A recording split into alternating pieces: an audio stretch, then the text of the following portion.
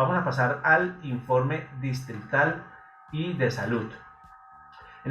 Para esta sección, en este momento nos van a acompañar Alba Marina Sierra, integrante de la Junta Directiva de la ADE, secretaria de Asuntos Jurídicos, y Andrés Juvier Rodríguez, también de la Junta Directiva de la ADE, secretario de Asuntos de Seguridad Social y de Salud. Y para ambos, pues, el asunto, eh, vamos a trabajar alrededor de cómo va el pulso en Bogotá con el retorno a clases. ¿Qué se debe hacer en caso de un COVID positivo en los colegios? ¿A quién se reporta? ¿Cuál es el proceso? ¿Cuáles son las medidas que se deben tomar en esas instituciones? ¿Ya están conectados? Entonces les damos la bienvenida a Alba Marina. Muy buenos días. Bienvenida. Buenos días a todos. Gracias por la invitación y por este fabuloso programa. Bien, a ti muchas gracias por acompañarnos. Andrés Cubides, bienvenido y muy buenos días. Andrés Valle, muy buenos días. Un saludo muy especial al Magisterio de Bogotá, de Cundinamarca, de Colombia y de otras partes del mundo que están aquí con los encuentros pedagógicos. Cuéntanos, Valle. Bueno, como lo anunciaba, pues el gran tema que nos convoca para conversar con ustedes es en qué va el pulso en Bogotá con el asunto del retorno a clases y qué hacer cuál es el protocolo, cómo es la ruta cuando aparece un caso positivo, a quién se reporta, qué se debe hacer. ¿Quién comienza? Valle, por supuesto, con Alba Marina, por favor. Alba Marina, adelante. ¿Cuál es tu percepción de lo que acabamos de Bueno, decir? muchas gracias. Yo primero quiero hacer un análisis y una reflexión a toda la comunidad educativa sobre lo que ha sido estos 15 meses de lucha permanente desde la ADE para hacerle comprender a esta administración durante estos meses de la importancia del derecho constitucional a la vida. Y empiezo con esto porque estoy muy consternada. Acaba de darnos la noticia el Colegio Nuevo Chile. Al día de ayer, a las 5 de la tarde, nos falleció una maestra orientadora en las horas de la tarde, de la jornada de la tarde. Entonces, ese análisis lo quiero hacer porque nosotros logramos durante 15 meses hacer resistencia y salvar vidas. Pero este gobierno nacional y distrital lo que ha inducido es a la muerte. Realmente todos los protocolos, los comités de contingencia, la fracasada alternancia en este momento no sirvieron para nada. Lo que ha hecho esta administración nacional y distrital ha sido la imposición a través de unos actos administrativos ilegales, de por cierto, inconstitucionales, que están llevando a los focos de contagio y al fallecimiento de maestros, estudiantes, y esta situación nos tiene en alerta en Bogotá. No nos podemos quedar cruzados de brazos frente a la muerte y a los focos de contagio de nuestra querida comunidad educativa. De tal manera que se está recogiendo desde la página de la ADE todas las denuncias de las instituciones educativas con respecto a infraestructura, a irregularidades en elementos de bioseguridad, porque no es posible que la Secretaría de Educación envíe unos elementos de bioseguridad que no tienen recursos, que no son suficientes, que no tienen la eficacia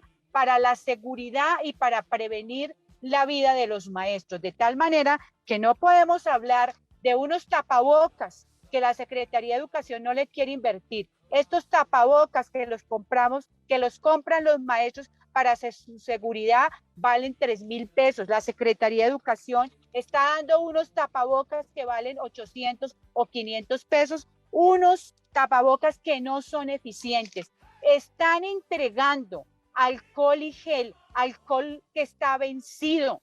Están entregando por las denuncias de los maestros unos lavamanos que no sirve, infraestructura donde no hay agua. O sea, de verdad que uno no alcanza a comprender, no alcanza a entender cómo esta administración está mandando a la muerte masiva a la comunidad educativa.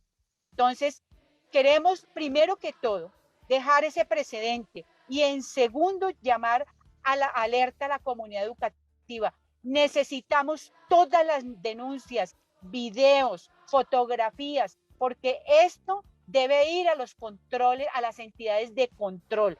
Y así la Procuraduría esté de acuerdo con la presencialidad, nosotros tenemos que sentar precedente frente a las demás entidades, como es el Ministerio de Salud, la Secretaría de Salud, la Secretaría de Educación Distrital, el Ministerio de Educación, la Personería, la Procuraduría y la Contraloría, que no han sido capaces de garantizar unos elementos mínimos para poder regresar en seguridad la comunidad educativa. Entonces, quería hacer primero énfasis en esa situación. Ya el tema de la ruta que se está trazando es precisamente la resistencia que nosotros como ADE hemos venido haciendo. Yo creo que se debe tomar una decisión en las instituciones educativas de suspender la presencialidad en estas condiciones tan complicadas y tan difíciles, donde ya tenemos focos de contagio y sobre todo maestros fallecidos. Sí, Andrés Ballén, la descripción que acaba de hacer, Alba Marina. Sí, sí, sí, gracias Alba Marina, muy, muy amable. Y pues de verdad que lamentamos mucho el fallecimiento de esta maestra que nos refieres del Colegio Nuevo Chile. Toda nuestra solidaridad y nuestro abrazo a esta comunidad educativa. Andrés Juárez, entonces, No, partiendo de lo que señalaba Alba Marina, ¿qué hay que hacer? ¿Cuál es esa ruta y qué otros aspectos hay que analizarle a esto, Andrés? no, Andrés Ballén, mire, yo lo que quiero precisar, porque es que Alba Marina hace una exposición muy amplia y ajustada a la realidad. Yo lo que quiero señalar es que la presencialidad en el magisterio, voy a referirme al sector magisterio, está bajo la coacción, bajo la amenaza, bajo los disciplinarios, bajo toda la presión administrativa, bajo los descuentos. Es decir, los maestros hoy están asistiendo a los colegios bajo el temor de la prepotencia y el desprecio de la vida que tiene la administración de Bogotá y obviamente la administración nacional. Eh, la situación en los colegios está muy delicada porque es que resulta que los colegios no son islas con respecto a la situación del contagio en Bogotá. Cuando uno mira la normatividad, tanto la circular 11 como la resolución 777, desconocieron los protocolos y descargaron toda la responsabilidad en las personas, porque la redujeron simplemente al autocuidado, al lavado de las manos, al distanciamiento y al uso de gel.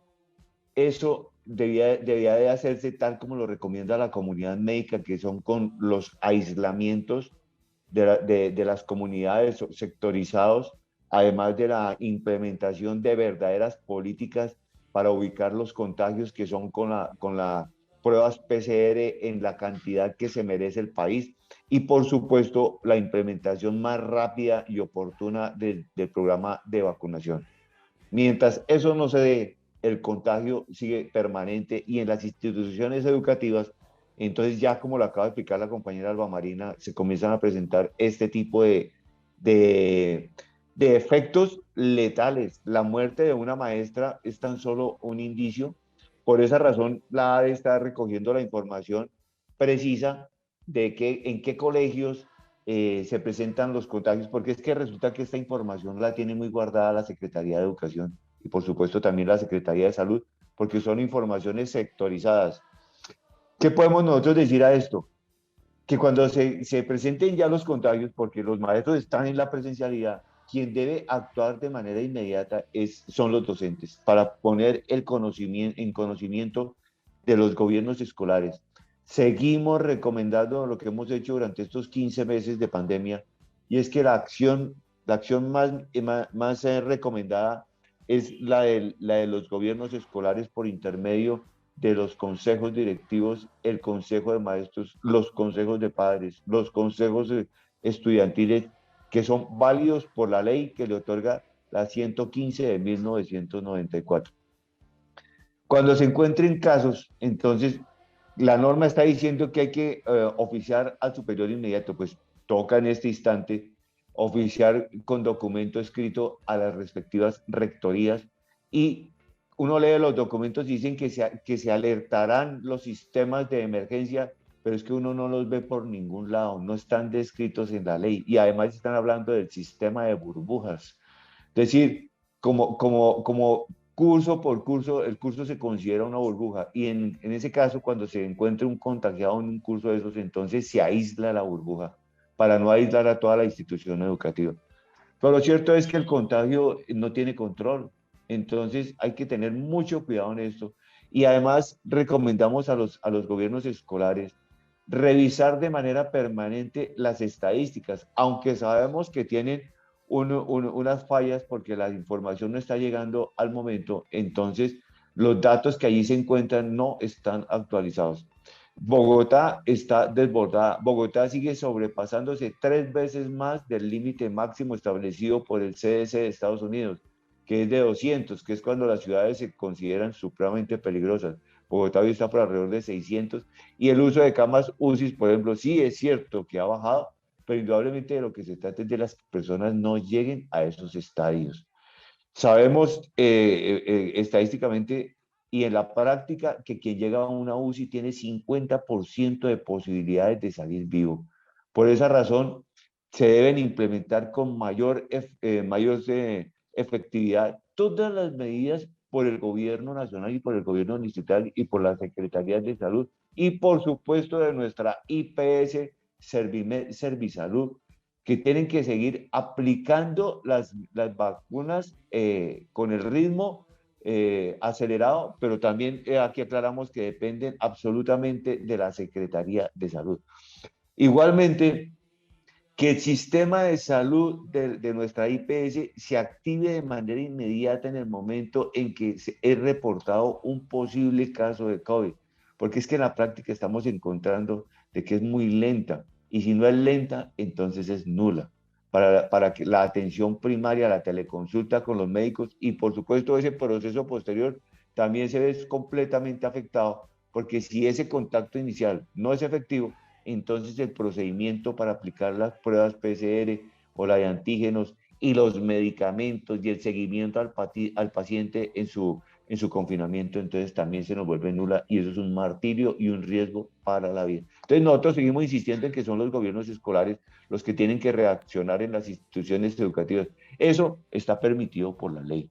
Lo que pasa es que la normatividad expedida quiere ocultar ese procedimiento legal para tratar de aislar a las instituciones educativas en esto de la reacción de las comunidades educativas frente al contagio. Listo. Payen, no sé, Vale, sí. vale Andrés, muchas gracias por esas precisiones. Y ya para cerrar le damos la palabra nuevamente a la compañera Alba Marina para que puedas comentar, Alba, rápidamente cuál es tu punto de vista como secretaria de Asuntos Jurídicos con relación a las tutelas que se están interponiendo con ocasión del derecho a la protección del derecho a la vida en el marco de la alternancia.